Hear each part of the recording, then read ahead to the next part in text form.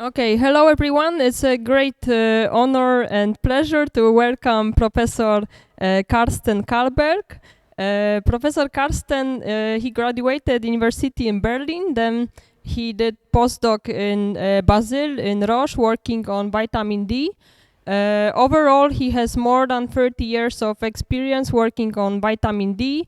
He was leading some research projects in Geneva and Düsseldorf. He got a professor degree in Kuopio in Finland in 2000. And this year he started a big project. He's a leader of project in Institute of Animal Reproduction and Food Research in Olsztyn. And today we have the pleasure to listen to his lecture on Nutrigenomics of vitamin D.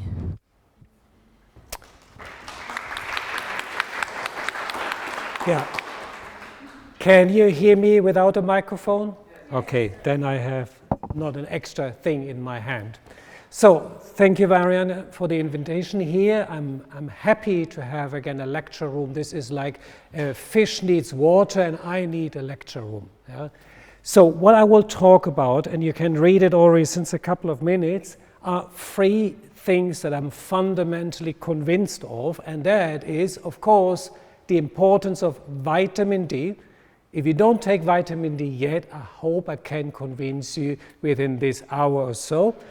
And also fundamentally convinced about is that we have to look omics-wise to the world. Not on single genes, single proteins, but try to understand science on a level of basically everything, omics. Yeah? Genomics, epigenomics, transcriptomics. And I guess in this building, I don't have to convince you about the impact of nutrition, so therefore that makes this title.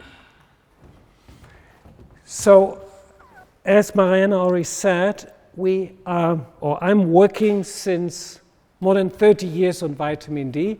A bit of introduction that you know which molecule it is. So this is vitamin D3.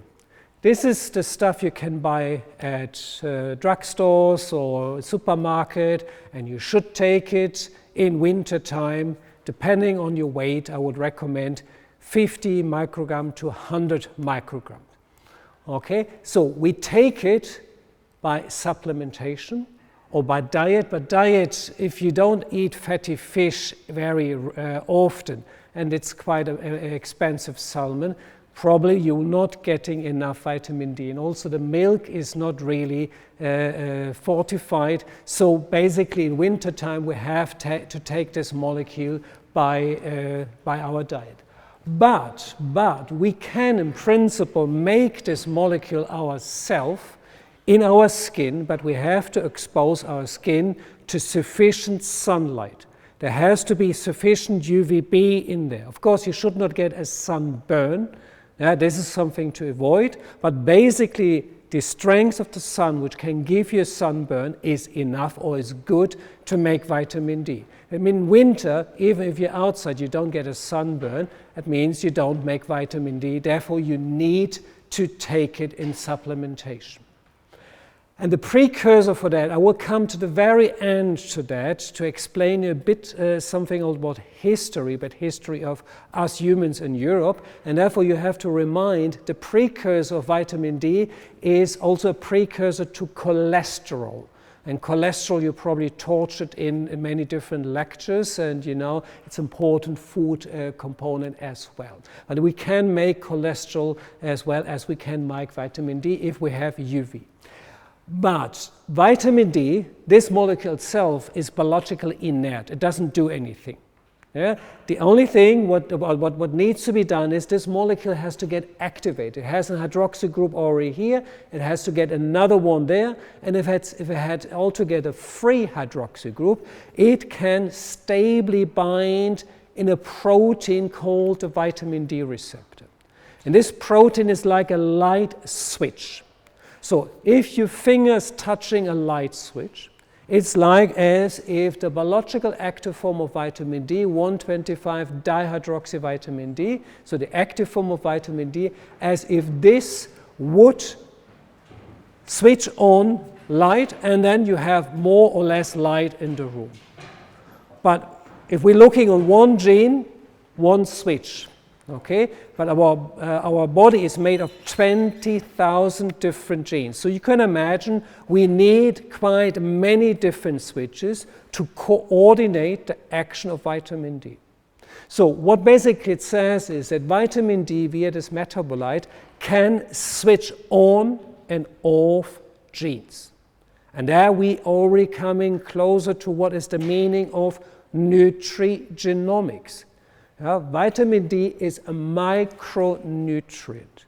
And this micronutrient can switch on genes, as I will explain to you in the next minutes. And that is the core of nutrigenomics. So something which is basically in your diet, or what your body can make yourself, can switch on and off genes. So we are now diving into this so-called ligand binding domain. No worries, this is my only structural slides, but just to get an idea how this switch is working, as if you would now open a light switch and now just check how does it work, what type of cables are going in. Yeah? So I told you about these three important hydroxy groups. These are the contact points. And these contact points, they are fitting so well into the inside of this ligand binding domain, inside of this protein, that it binds with an extremely high affinity of 0.1 nanomolar. There's hardly anything else of any molecules in our body which binds as strongly to its receptor. So we basically need only a small amount to get the receptor activated. So now I built to you a larger complex. You may recognize here in the middle is the vitamin D receptor. That's the light switch. And it works together with a lot of different proteins. You don't have to look on the details. I mean, that is for the experts who knows these proteins. They're co-activators mostly. Yeah, so they sit on the back of the vitamin D receptor and help it to contact another big complex, and that is the complex of the RNA polymerase. This is an enzyme which makes out of a DNA copy of genes RNAs. Yeah, this is transcription, what this enzyme finally does. But the enzyme itself, honestly, is rather dull. Yeah? It has to get clear instruction what to do. And that is basically what the vitamin D receptor says. So it's like we have here light bulbs in the building, in the room. They are obeying the light switches. Yeah? If we switch off, it's dark and they can't activate it on themselves. So in this way, we have a wiring system to finally have something like gene transcription. And again, building in the element omics in there. I told you there's not only one room, one gene. There are thousands of genes. That means thousands of genes are getting recognized and also regulated. And therefore, we have transcription. Larger scale is the transcriptome. Everything, as I said, which ends up with O means a lot of. We have genome, transcriptome, and so on. So this is one part of this wiring system, that genes are getting activated. But which genes are getting activated? For this, the vitamin D receptor has to find a target on DNA. You know, we have the genome, 3 billion base pairs. But these base pairs are not naked. They are wrapped around proteins, as you can see here. These proteins, these bulbs here, are nucleosomes. You may have heard it. And these nucleosomes are here my model of chromatin. Basically, the complex of DNA with these proteins is called chromatin. Is here these pearls on a string type of model. And in this way, if it's open, we can have gene transcription. Then the light switch is working. But if this is in high density, like it's now vanished in my hand, there would be no regulation, even if there's vitamin D present. Okay? So what this chromatin means in a general is the so-called epigenome, something on top of the genome. Epi means on top. So something on top of the genome, and deciding what part of the genome is used.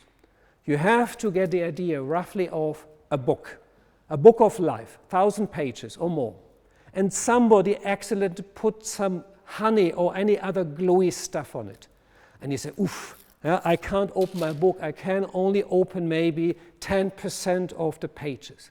But in this 10% of the pages is its instruction of the cell that you're talking this moment. If it's a neuron, the neuron finds its 10% of the genome in the 10% that you can open. In other cells, we have the glue somehow running different, and the glue is what I make with my hand. I hide the genome in the epigenome. So there is a different pages that are glued together and different instructions. Therefore, a kidney cell does completely different things than a neuron, and they should do it also, of course. So this is the stable part of the epigenome.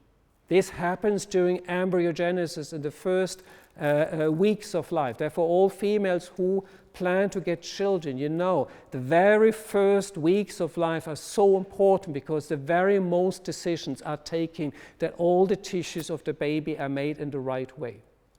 But we have something on top of it. We have a dynamic part of the epigenome, and the vitamin D receptor is taking place in this dynamic part. And I will show you in a moment, it can open the chromatin.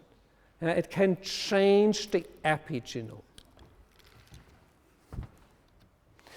Then, from my personal point of view, one always has to think about evolution if one is thinking about science. So as this important saying, nothing in biology makes sense except in the light of evolution, said already 50 years ago, it's my another fundamental belief. So if you think if something makes sense or not, think about evolution.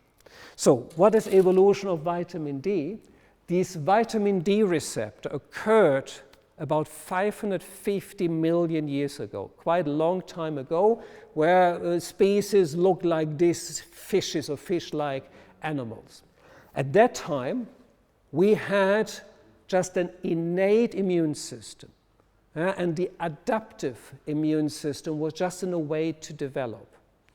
And I emphasize immune system. I guess you still remember COVID-19, and I guess it's all in your mind how important immunology is. Okay? And now you can imagine, I make the shortcut, the vitamin D receptor appeared on the scene because this immune system, which was just developing during evolution, needed some instructions to do or not to do the right thing. So again, if I tell you you should take vitamin D, in particular in winter, it is to give a clear instruction to your immune system to do the right thing and not the wrong thing. Also, I come to that in a moment. And of course, some people say, hey, vitamin D, this was this thing with the bones. We need vitamin D for the bones. That's correct. It's correct in the sense that some 400 million years ago, some species decided go out of the water. Until there, everything happened in water, not on land. And then suddenly, gravitation was there, and you need a stable skeleton, and for that you need calcium, and you need to regulate the calcium levels in your body, and that was an extra job for vitamin D. In fact, a very dominant job. But still, the first job of vitamin D was to get our immune system in control, and then it just took an extra job. So most of the results I show you, we get with monocytes or PBMCs. PBMCs are developed, isolated from blood, and they are monocytes plus lymphocytes. So immune cells. And remember, that's just what I told you. I'm again, fundamentally convinced how important vitamin D is for the immune system, so therefore we study vitamin D in immune cells. So this may look complex, but I hope I already in part introduced you to it. So what we find here again, we have our chromatin. Here's a denser region, this is an open region. We have again our vitamin D receptor. And then come a couple of helping proteins to the vitamin D receptor. So it's a scenario of a couple of proteins that work together with the vitamin D receptor after vitamin D receptor is activated by its ligand, the biological active form of vitamin D. So what we did is we used our cell lines or cell models and measured primarily after 24 hours, sometimes already earlier. We measured the presence of these proteins, the changes of the chromatin, if the chromatin is open or not. Yeah? This is the basis of our data, and we don't have to go to the details. Just imagine, yes, we have filled the computer with a large amount of data by measuring genome-wide all the locations of the vitamin D receptor, the location of its friend, of other helping proteins, changes in the activity of this epigenome.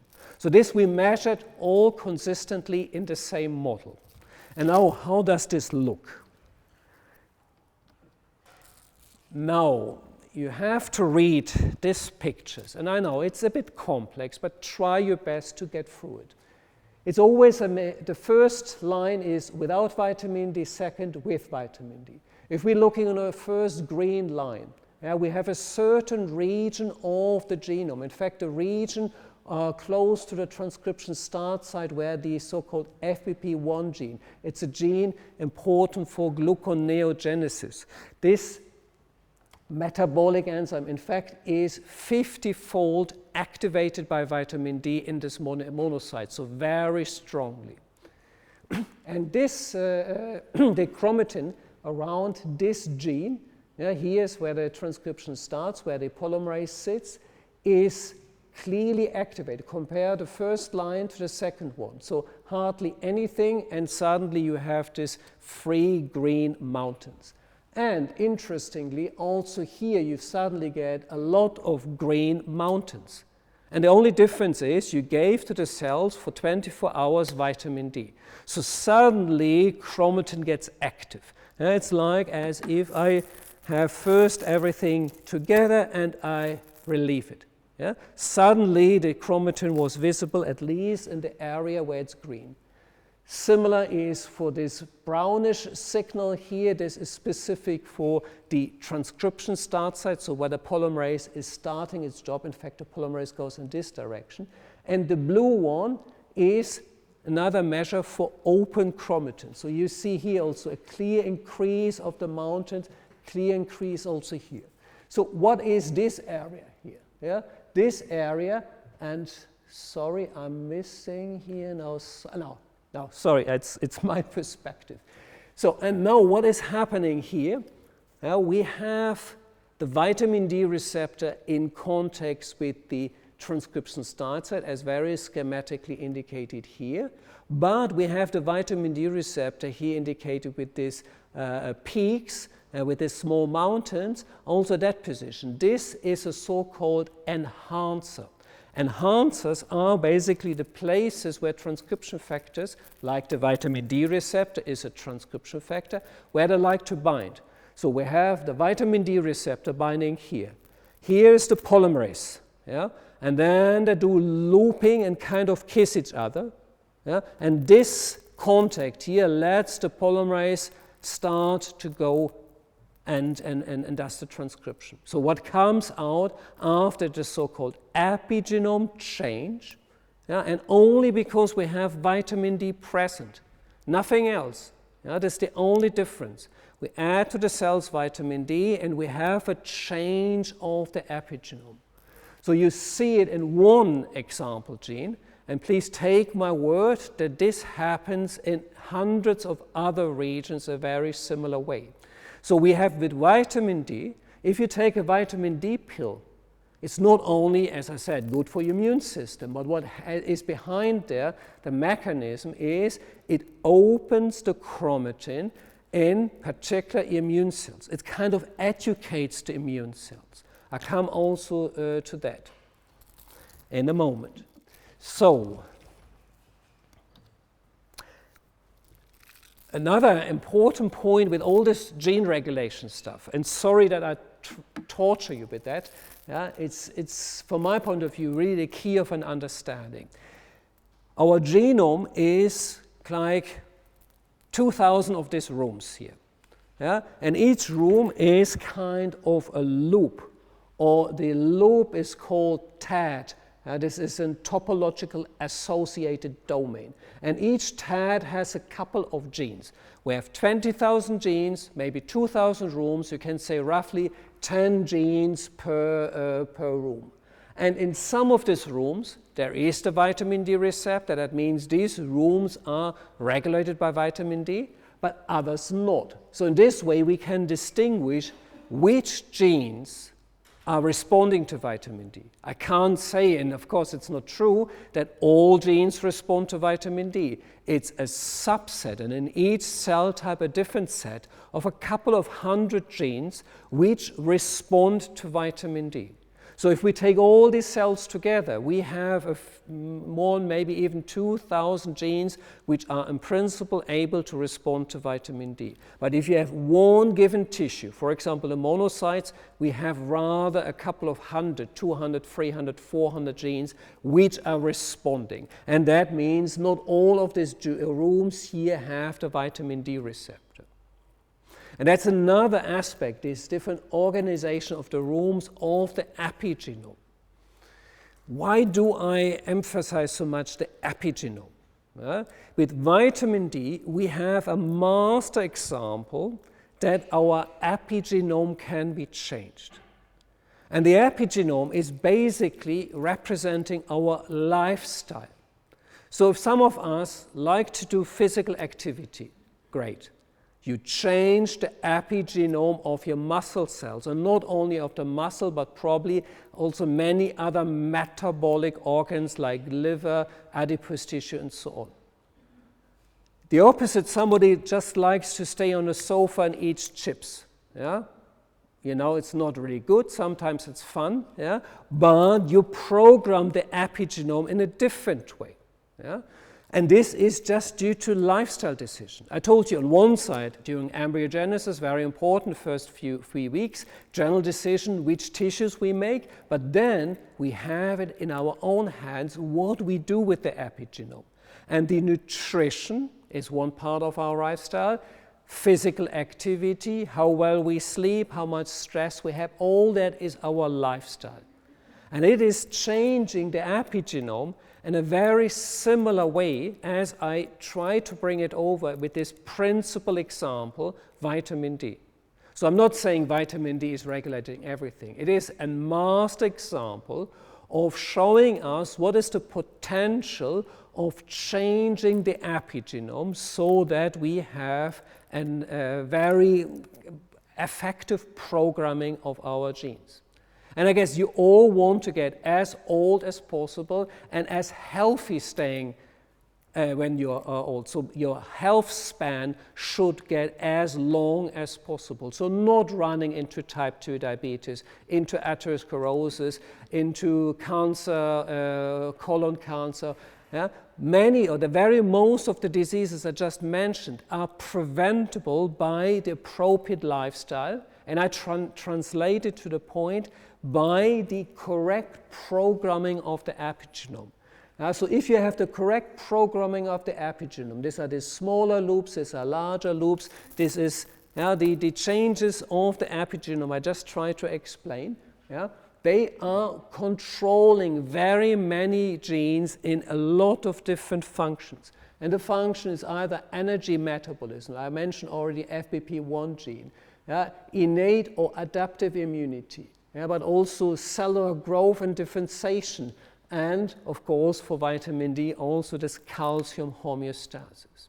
So to understand that again, omics-wise, the large set of the different functions of vitamin D, Yeah, we have to make our eyes widely open, nearly looking on everything, yeah, as a master example. And don't forget, whatever you do, whatever lifestyle decision you take, this is also influencing the epigenome. So that is kind of the summarizing model so far on which we're working. Yeah? I guess I don't have to explain it more. Also here, just in a triangle, again, the different functions of vitamin D, which is on one side the immune functions, which is metabolism, and which is proliferation. So these are the three major functions of vitamin D.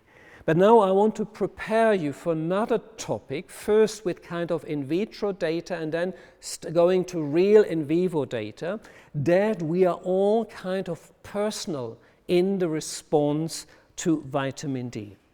We have a setup where we ask a couple of people, here 12 people, here 5 people, to give us blood samples.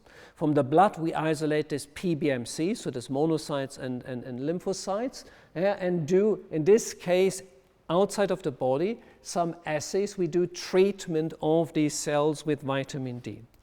And the outcome of that is, and that looks really like a lot of stairs on a heaven, the individual dots are the different genes that are responding to vitamin D. And the more distant these dots are from the horizontal line here, the more responsive the respective genes to vitamin D, the stronger they're regulated. And some of the genes are here are also named.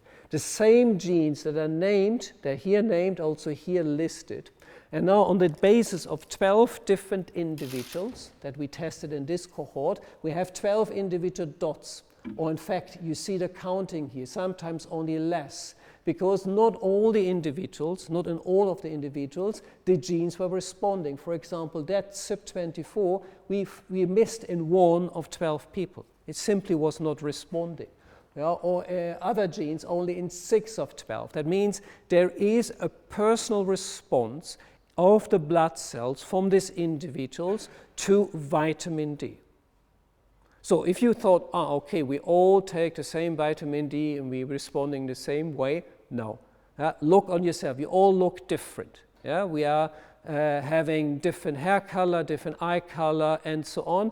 Yeah? And that individual style that we have by just looking on each other is also represented how we respond to vitamin D. So when we studied 5 individuals in triplicates, so that means in 3 repeats, and you have here something which is called a Venn diagram. So you have to read it. You have one circle here for one person, 256 genes, and that one had even 382 genes responding. And in each circle, you try to overlap, meaning you check if the same genes are responding in these people, and only 46 genes were responsive in all these 5 people. And we only have 5 people. Here we have maybe 60 people in the audience. Yeah? So you can imagine if you would make this diagram of 60 people, there would be even less genes where we comment on, where we agree on. That is how we respond to vitamin D. Okay? So we have a pretty individual response to vitamin D. There are explanations for that, but I think we can go, we skip over that. You basically want to see what is now happening in vivo, I presume. And also I have to stay in time. So what we did then after this in vitro type of assays, we did so-called intervention studies. I guess in the nutrition department, everyone knows what is an intervention study. So we ask a cohort of people, in our case, to swallow vitamin D. We have a cohort either where during a Finnish winter, I don't know if you have heard about Finland in winter, damned cold and also damned dark. Yeah? Nothing compared with here. Yeah? Here it's warm. Yeah? And in this time, definitely no vitamin D produced because it's really so dark. And we ask people to swallow every day different doses of vitamin D. A second study, which we call Vitamin D, we were giving the persons a 1 month dose at once and then measured already the next day. But let's focus first on the first study. We can skip that. The result of the first study is that we had a number of different parameters, and here 36 parameters of which we knew that the individuals will or should respond to vitamin D. But then we were counting. The best one was just responding in 30 or 36 cases.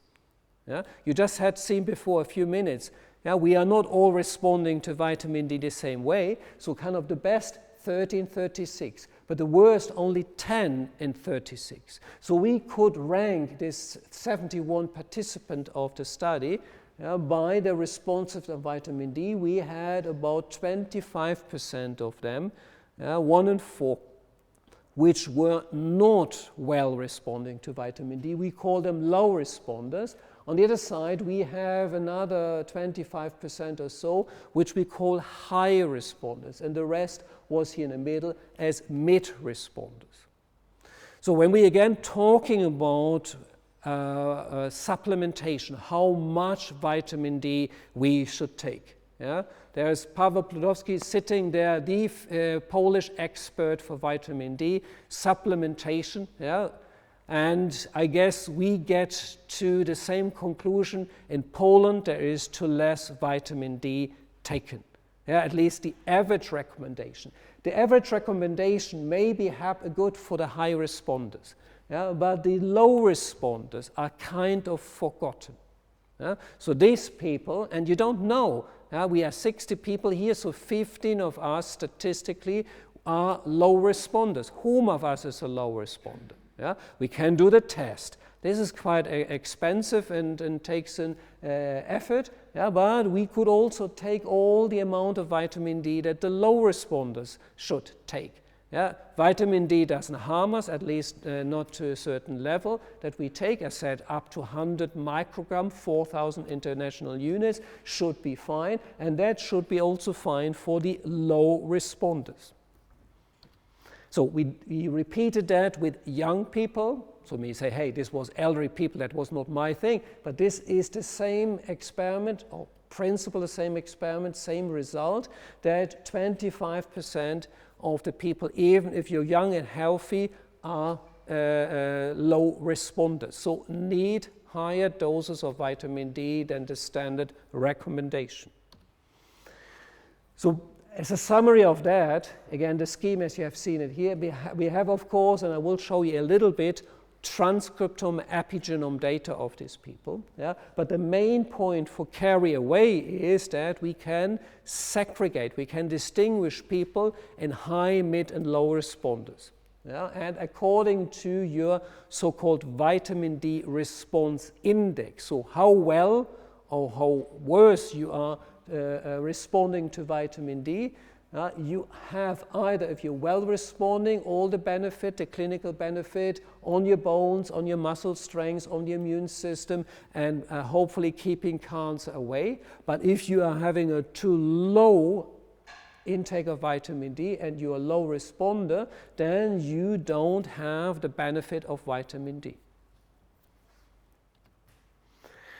And now a real human experiment. Still a kind of intervention, but first an N=1 experiment. So one individual was swallowing time point 0, a monthly dose of vitamin D. We took the PBMCs at time point 0, then after 1 day, after 2 days, and after 28 days. Then the person swallowed again vitamin D, and again 3 points, and a third time. Every scientist should basically repeat an experiment 3 times. So what you see here is how the serum vitamin D level went up. So in principle, as supplementation, the experiment worked. But now we did from these time points, from these samples, we extracted the PBMCs and we extracted chromatin and checked how the chromatin changed. And now it comes to my story again here with the chromatin. We have one region. Let's first look here on the left side. This peak, you maybe hardly see this bluish dot here, bluish area, is increasing. after the first months of treatment, or here day 0 and then it's increased. Again, after months, same effect, and you see it's even stronger. So it's the same as initially the chromatin is closed. You swallow vitamin D, chromatin is opening up.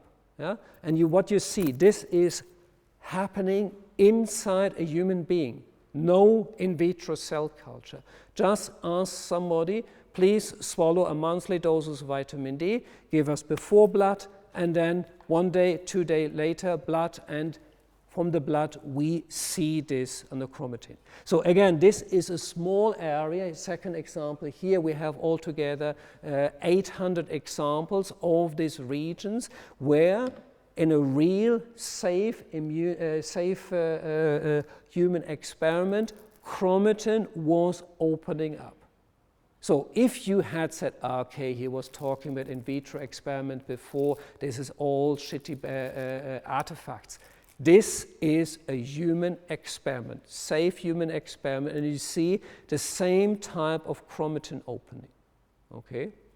And I was skipping one slide, and I should have put it in a different point. We have a comparison of what we did in vitro, what I told you the first minutes, yeah? And we have similar experiment done in a real person, yeah? No intervention in cell culture, immediately taking cells out. We have the same type of chromatin opening, and also important, the same type of vitamin D receptor binding at that position. So here in vitro and in vivo fits pretty well. It's not always the case, I must admit, yeah, but it is for us very clear that what we have seen in vitro can't be that bad. So the model is reasonably good, okay? And another proof, you swallow vitamin D and something really happens. It was in a real person's experiment. So, for what is the whole thing good? I already tried to prepare you for that. When we have immune cells, I don't know if you had any immunology lectures, but you know, we have a lot of immune cells circulating through our body. As master example, I take here monocytes. They belong to the innate immune system. They are rather short-lived cells. Irrespective, they are very important, and they circulate through our body and check if anything is wrong. Is there somewhere an inflammation? Do we have a wound? Do we have an infection? Yeah? And they talk with all the other cells of the body. So they get a lot of challenges. And each impression that these cells get is changing the epigenome. So imagine this is the epigenome of the monocytes. Okay? So initially they are kind of dull, they don't know anything. Then they meet the first site of infection, chromatin goes up. They meet the second site of infection, chromatin goes further up. And in this way, we have, due to the challenges that we're getting, we have a change in the epigenome of these monocytes. Okay? So sometimes this goes well, sometimes this goes wrong. If you see the cases of the overreaction in case of people very sensitive in COVID-19. Yeah? So we can have an over-responsive immune system. So we need a proper training of the immune system so that the immune system knows, okay, if I open up my chromatin, I should do it in the right way. So what would be the perfect trainer for that? I guess you get it already. It's vitamin D and the vitamin D receptor. It's kind of the teacher to the chromatin to do the right thing here in the monocytes when they see the wide world of microbes, inflammation, and everything in our body. Imagine these cells, they're moving around. They know our whole body. Other cells are in a fixed position. They just see the local neighbors. But these cells, they are kind of traveling through the whole body. They know what goes on in our body. And if they are trained correctly with vitamin D, then everything is good, hopefully. So, conclusion. This is a complex site, I admit. I will try to get you through. The question is, if we are all individual, personal in our response to vitamin D, what is the molecular basis of it? Is it due to our properties? Simple like people with darker skin may have more problems making vitamin D, which is not completely true, but yes, of course, our light skin in Europe is helping to survive with this reasonably low sun exposure compared to whatever East Africa, where Homo sapiens, our species, started. Another very obvious idea would be, is it related to variations of our genome? 1% of the genome of each of us is different. There are single nucleotide that are different, but also larger regions, copy number variations they're called, which are different. If they're summing up to about 1% that we're different to our unrelated neighbor. Of course, inside the family, we are closer with the genome, but if you have people you're not in the same family, you're not related to, you have about 1% difference. Is this explaining that some people are high responders, other mid responders, are low responders? To some extent, yes. But we know from a lot of diseases, from a lot of so-called traits, that, for example, type 2 diabetes is only explained to at max 20% by changes, by variations in our genome. The rest is based on the epigenome. Okay, so that is applying also for many other diseases. Most so-called common diseases, common traits, properties are based only to some 20% on the genome variation. And the rest is lifestyle / environment and epigenome. Okay, so therefore there is a lot of things in the epigenome there. I can't give you a final answer now. This is some of the things we want to investigate here. That the project that I'm starting. And one idea, and that is coming here to hypothesis 4, is our genetic history. And I'm not sure if you ever heard about, but we Europeans are not as homogeneous as we may think. First, Homo sapiens arrived in Europe some 40,000 years ago. North of Europe was covered by ice, so they were more in the southern part. They had dark skin because they started in Africa. And until some 5,000 years or so, they stayed with dark skin. So people were dark-skinned Europeans. Okay? And then some other populations. So these were the original hunter and gatherers who arrived 40,000 years ago, dark skin. Then some 9,000 years ago, so-called Anatolian farmers came here from the Near East area, from where Turkey, or today's Turkey. They called Anatolian farm, Anatolia is here. And they had short stature, but already lighter skin. And they mixed up with the hunter and gatherers and brought them also the know-how of doing farming, of agriculture. I think also that very important in the nutrition department to know that this was invented and was brought in, advertised by these guys. And then there was another population, people living here in the Uralic area, and they had also light skin. They're called, or they're a mixture of different people, and altogether they're called Yamnayas. These Yamnayas were the third population which came to Europe. They had high stature. They made other inventions when they were here, like the wheel. They brought the wheel here. They also brought some Uralic languages here, and probably Slavic language, I'm not sure, but most likely. And at the end, there were a mixture of these three different populations. And now comes the pure hypothesis. I say the people from the Uralic area, they are most likely high vitamin D responders. The people from here coming from the south, they had no need to be high responders. So they may be low responders. So now if we are looking throughout all European countries, we have different mixtures. In the north, there are more Yamnaya. In the south, there are more Anatolian people. Okay, so now you can think about what is in Poland. It's also a mixture, probably more Yamnaya, probably less Anatolian. But we had a lot of movements throughout Europe during the last thousands of years. Everything was moving. Yeah, not only the last 100 years, but thousands of years before. So the conclusion, the final conclusion, and that is more like an hypothesis, is that those of us who are high responders have more Yamnaya origin.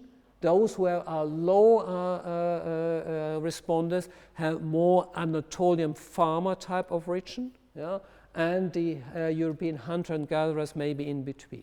I admit, this is hypothesis, but this is something we want to investigate as one of multiple questions that I plan to address here in the new Nutrigenomics project.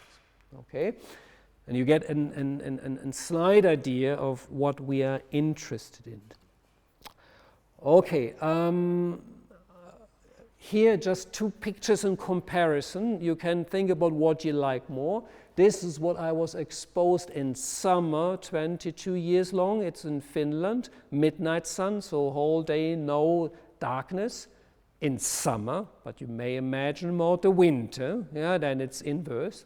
And this is Olchen, and Nicholas Copernicus worked in this castle and invented, or discovered, not invented, discovered how the Earth is moving around the sun. So this is history, this is nature. But you know, also in Olchen, there's a lot of nature around. So if any of you is interested in moving to Olchen, we have PhD student position, also postdoc positions, yeah, and I hope interesting projects. And if you just would like to read something, I wrote also a couple of textbooks. Yeah, I don't earn any money in selling them, but I'm officially not allowed to give this PDFs away. But if you send me a nice email, you would like to have the one or the other, then I may just send you back the respective book as a PDF. Okay, that was the story. Are there any questions? Okay, thank you a lot, Professor Carsten. So it was a really interesting lecture, and I hope we will all take the message home that our lifestyle is very important and is directly affecting the expressions of our genes. And also I hope you will remember that vitamin D supplementation is quite important in our climate, especially in autumn and winter time. I can tell from my experience that I'm taking regularly, like every day I take 2,000 doses and for more than 10 years, and I check from time to time I check the level of this metabolite, 25 hydroxy vitamin D, and it's on the optimal level all the time, around 50. But we are all different.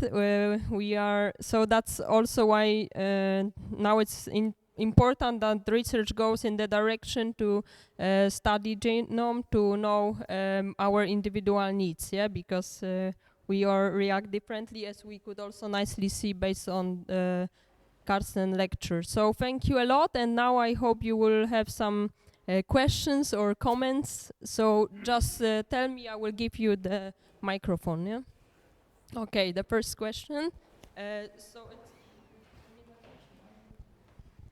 Hello, thank you for the nice lecture. I'm a PhD student here, and I have two questions. The first one is, what is your opinion on the adequate vitamin D level, so 25 hydroxy vitamin D in blood? So what is appropriate in your opinion, because there are different opinions of different scientists, and of vitamin D intake, because in Europe it's also different. Some countries say 5 micrograms, some say 20. So I think on the intake, I said it already in the first minutes, my thumb rule is you take your body weight. If it's 50 kilos, you take 50 microgram. It's as closer to 100 kilos, you take 100 microgram. 100 microgram is 4,000 international units. Okay, Marianne is small, maybe 50 kilos, so perfect with the 2,000 units. But if you're a bit taller than Mariana, then go rather to the 4,000 international units. This is my recommendation. If you are pregnant, you can go up to 6,000, particularly in the 3rd trimester. Okay, so if you have special life conditions, yeah, you may go up, but don't go to 10,000 and don't do it for a long time. Okay, the blood level, if we're talking in nanomolar, the absolute maximum you should not go above that should be 250, or can be 250, but I think the half of it, 125, is fine. Even 100 is fine. Yeah, and I think, Mariana, you were talking in nanograms per milliliter, so you are with 125. I'm 55. Oh, 50 nanograms per milliliter, which translates to 125 nanomolar. Okay. So in this way, Mariana is doing the right thing with this 50 microgram, going to right level. I'm not sure how often you go to the sun. You should not forget to go to the sun, but of course don't get a sunburn. Okay. So and yeah, for the levels, I think 75 we should all reach. Yeah. 100 is good, 125 is also the levels that are measured in people living under kind of original condition in East Africa. So being more or less naked, being in East, even dark skin, but being most of the time outside, they have also blood levels in the order of 125 nanograms. So what Mariana is reaching with the supplementation. So that's my recommendation, but I know some people, they are afraid and say, there could be overdosing and some people take too much. I mean, I think you can't kill yourself with vitamin D. Yeah? I have normally bottles of 100 microgram and there are 100 of these of pills in there, and once accidentally my dog was opening it and eating all of them, because in Finland, they have nice taste of citrus. I came home and this bottle was empty and the dog was just happy. And he was also happy the next days and nothing happened to him. I'm not saying that any of you should ever eat 100 of these pills, but at least this accidental dog experiment told me you can't kill yourself with vitamin D. Yeah? So 1 pill per day, please. Yeah, and not more. But yeah, some people are overcautious that people think if I take the 10 times the doses of something which is recommended, I'm 10 times more healthy. This is, of course, not correct. So appropriate doses, please. Other questions? Yeah.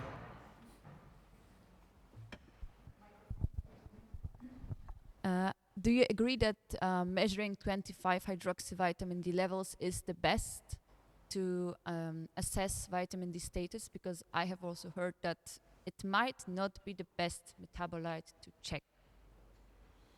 I think the vitamin D status is defined by 25 hydroxy because it's the most stable metabolite. So I think there's no need to invent anything else. Yeah, that's the standard and it's good. But I think one has not to measure this too often. I think once you know that your behavior is, like Mariana says, what she's taking, she knows to check a couple times. I think for the rest of your life you don't have to measure it again. Just continue with the habit of what you're taking. So at the very beginning, yes, you should get an idea, where am I? So 1-2 times measuring, maybe at the beginning and then doing a supplementation over winter and seeing where you end up with whatever you decided what you take. And when you feel, you got the same result, Mariana, I'm on a stable, good level, then you don't really have to measure it again. So don't think that one has to measure it every year or so. That is reasonably expensive. Or Pavel, what is the cost of the measurement in Poland? He says 50 zlotys. Yes, like 10, 15 euros, something like that. But thanks, Carsten, I will save some money. Thank you. I just know that when I asked this first in Finland, they told me it costs 150 euros, which is something like 600 zlotys. So somebody in Finland is earning a huge amount of money with that. Yeah? But I guess in Finland there are much more food products, fortified with vitamin D. Their milk is fortified, but the amount of vitamin D in the milk, I would have to drink 5 liters milk to get my doses. So, and no, I will not drink 5 liters milk to get. So I think the only real thing is to do supplementation, or in summer safely expose yourself to sun. Yeah? Thank you. Are there more questions? Okay.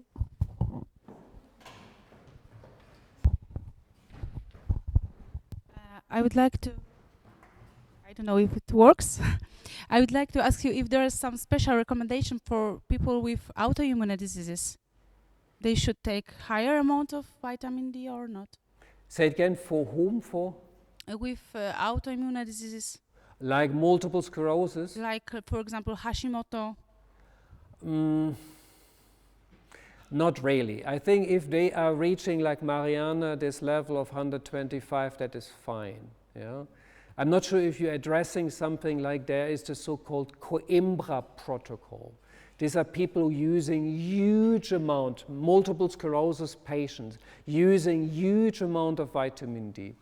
I consider this rather dangerous. Yeah, they seem to get some benefit, but I don't want to advertise it at all. Yeah, I don't understand the mechanism. I would like to understand the mechanism of that, but if you take of something a too high dose of whatever, yeah, it can't be good. That probably you have learned in whatever pharmacology lectures, yeah, that things should be taken in appropriate amount. If you take 10 times more, it can harm you. If you take 10 times less, it may have no effect. You know, it has always this S-type of curve, and at a certain time, everything basically can be too much, can overdose and harm you.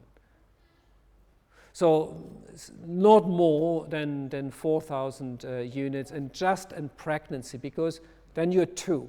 Yeah, then it's a baby plus the mother. I would say 6,000 units, but only in the last trimester. Yeah? Okay, thank you a lot. Are there more questions, comments? There is one. Oh, I think that my voice is enough loud. Will be better? Okay, will be better. I am impressed about your lecture, and when I heard the lectures you present, I had a problem because I'm not a specialist in vitamin D, but maybe I have the question a little connected with this subject. You thought that vitamin D is microelements. For me, microelements nutrition is calcium, and maybe I explain something. In Poland, from 30, maybe 40 even, there are very huge niedobory. Deficiencies. Very huge deficiencies of calcium intake. In 10 years was about medium, 50% less than we need. We need about 1 gram per day. Here is 1 microgram per day. It's 1,000 times more. And do you see the connection about the vitamin D supplementation and the calcium intake? Or it's the independent? Some of the connections. Of course, as I said, the side job that vitamin D took over some 400 million years ago to play a major role in calcium metabolism means it is controlling the uptake of a calcium in the kidney and its transport to the bones where the calcium should be stored. So the mobilization and the resorption of calcium is vitamin D regulated. So if you are vitamin D deficient, And even if you drink a lot of milk or other calcium rich, Of course, you would not get enough calcium into the body. But if you don't take up any calcium, vitamin D can't help you. So the food has to be sufficiently rich in calcium. You should have the right vitamin D level, and then the calcium homeostasis should work. But the vitamin D is not... Precise my question.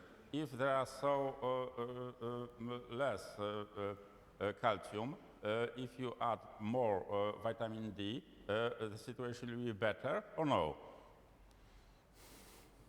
I would say one should have enough calcium in the diet. That means you should have a balanced diet, so it should have some milk products in there, which is probably the best source of calcium.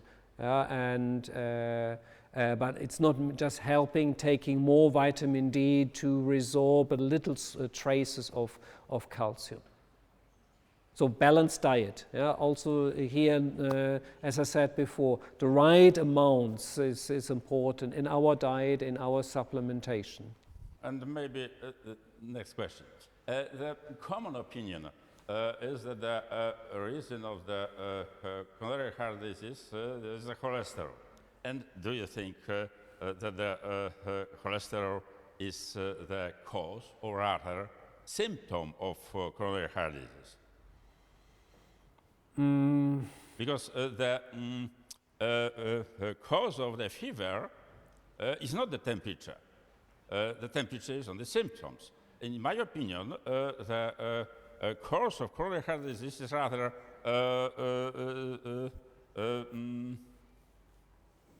different, not cholesterol, maybe cholesterol, but only a little, but not as a common opinion that's a huge, the main reason of the coronary heart disease. I mean, I'm not a cardiologist or any experience in heart, so I may have not the right opinion, but atherosclerosis as an inflammatory disease is something which needs to be prevented than any other inflammatory disease that we may get in our pancreas, in our brain called Alzheimer's, and many other, of course, in our adipose tissue if we are overweight or even obese. All these sources of inflammation should be avoided. Because they kind of irritate the immune system. Therefore, the immune system makes a false overreaction called inflammation. So I would say our lifestyle is, the older we're getting, more and more, if we're doing it wrong, irritating the immune system, and the immune system is doing the wrong thing if it's not well trained. So you may say even in the second half of the life where the immune system is doing whatever crazy things, it needs a more strict teacher, and that means vitamin D should clearly tell the cells what to do and what not to do. But for this special example of heart, I mean, I can't tell you, that's not my expertise. I just would say it is explained with inflammation all over the body, and that inflammation should be avoided if possible. Okay. Maybe one question more. You have enough patience, because usually in Polish I have a lot of questions, usually 10 or 20, but I try to give only 3, and maybe third questions. As you thought that cholesterol, vitamin D, sterols, they are very close and they are very connected. And could you tell us a little about the metabolism of sterols as a manner of make them lower the level of cholesterol? What do you think about it? Because in my opinion, the rather organism must metabolize everything by cholesterol, and that is connected with this my earlier questions. I mean, the cholesterol levels that we are taking up every day, and also the cholesterol that we have in circulation, is clearly far higher than what we have as vitamin D. Vitamin D is maybe 1/1000th or less of the concentration of cholesterol. That means if some of the 7-dihydrocholesterol is converted to vitamin D and a little bit less cholesterol is synthesized, it is not affecting the cholesterol metabolism at all. Yeah? So it's really a tiny amount. Like many other steroid hormones, they are based on cholesterol. They are derivatives of cholesterol, but also their concentration is so low that this is not majorly influencing the cholesterol level. The cholesterol, you know, probably far better than me, we have in digestion as bile acids. There we have substantial amounts. So the resorption of the bile acids and the general pathway of cholesterol metabolism and resorption, this is probably far more important concentration-wise than any tiny amount that is metabolizing into sterols or into vitamin D or any type of cholesterol-like molecules. You know? So therefore, from amount, I wouldn't say it has no big effect.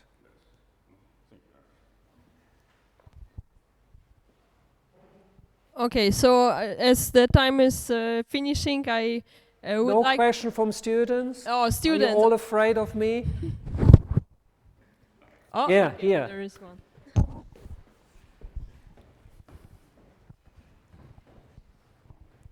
I have a question about the regulatory system of vitamin D to expression of another genes. Like, can it affect the expression of, like, for example, some adipokines or something? Like, you know, we have some research of adipokines expression levels, and can vitamin D can affect this expression or not? It's like not working like that. Adipokines, I'm not directly aware. Was it? It was only, for example. I mean, of course, there are, I said, maybe more than 1,000 different genes which are responding to vitamin D. To name you the most important from my point of view is the HLA type 2 genes. There are 12 different genes which are encoding for these MHC receptors that we have on the top of our immune cells. They are downregulated by vitamin D, and this is important in context of autoimmune diseases, as it was just asked. So we need to downregulate this type of MHC receptors being encoded by the so-called HLA genes, HLA2 genes. Yeah? And when we downregulate them, the T cells are, for example, less overreactive, and we don't have the elevated risk of getting autoimmune diseases. This is just one example. Then a number of cytokines are regulated by vitamin D. In most cases, they're down-regulated. Very few are also upregulated. And you know, cytokines are small proteins secreted from immune cells and also from other cells so that they talk to each other. And this talk is often bad talk, too much of talk. And that should be reduced, and this is also what vitamin D is doing. Then there are other molecules called alarmines. These are S100A and B, in fact S100A family. There are a number of them also regulated by vitamin D, and that is again a kind of sign for the cell. Okay, I'm in stress, it's not good, and vitamin D comes, calm down, don't be so overreactive, because this is molecular stress. Yeah, I told you in lifestyle you should try to avoid stress in whatever way. Yeah, also too less of sleep is stress. Yeah, and vitamin D in the same way is helping to reduce the stress. I heard from many people when they start vitamin D supplementation, suddenly they are enthusiastic, at least for a while. Yeah? I can't explain it molecularly, but they suddenly feel far better. And what is that? Less stress. Yeah? So that is an important point. Yeah? We have on a cellular level, vitamin D should have or should reduce the stress of the cells, and also on the whole body we should have less stress, and that is programming our epigenome in a far better way.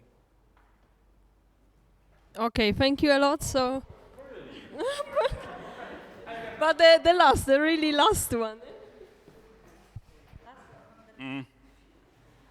I see in your presentation many elements of the conception of health, social health, Mark Lalonde, one of the minister of Canada, and I like this conception. But my question is different. On the last one of the figure, you tell about the skin, the colors, and my question is for something different. Something different. I mean, for 30 years about why people or Western people so wise, so rich, so comfortable, and so on, rather disappeared as a social, as a people, because and I think about this matter. The Western country, no progress in the, you know what I mean, in Okay, this aim. I could start now an history lecture because this is one of my favorites to explain why maybe for a while Europeans had been dominating on this planet. And I think it's related to lactose tolerance. Oh my God! Yes. I am the dairy specialist. I don't agree with you. That's good, that's good. We start now the discussion. Yeah. So I tell. Everybody has a lactose intolerance. It depends from the age. Okay. My short version of the story is Europe could get to rather high population because we had an extra source of nutrition, which was milk. Because most Europeans already 1,000 years ago, about 5,000 years ago, the lactose tolerance appeared in Europe. One can see that from the bones of people. 6,000 years ago, no lactose tolerance SNPs, and then it appeared about 5,000 years ago. That was giving Europeans, and I say it a bit wider, also Near East area, a clear dominant role. Yeah? And this dominant role, of course, I'm overstating it for the moment, yeah?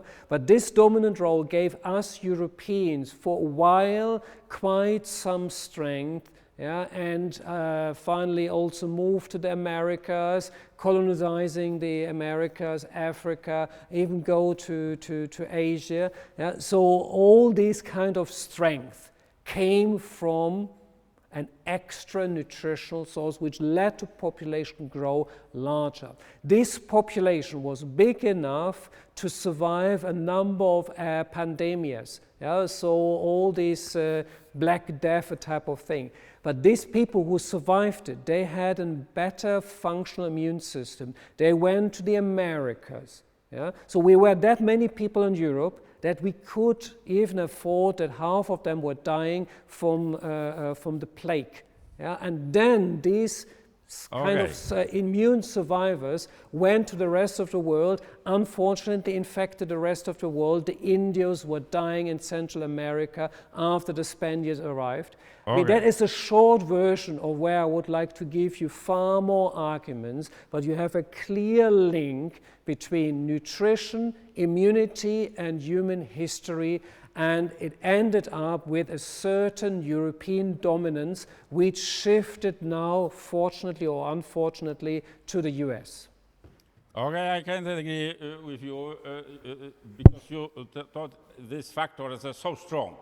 It's too strong, you said. I can say that the gluten is the reason of this, the same problem.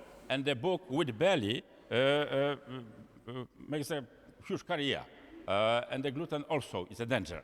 I can say that the, rather, maybe there are chemical substances, maybe polyethylene. Think over about it. But thank you very much for all your answer and for giving my questions. Yeah, thank you all.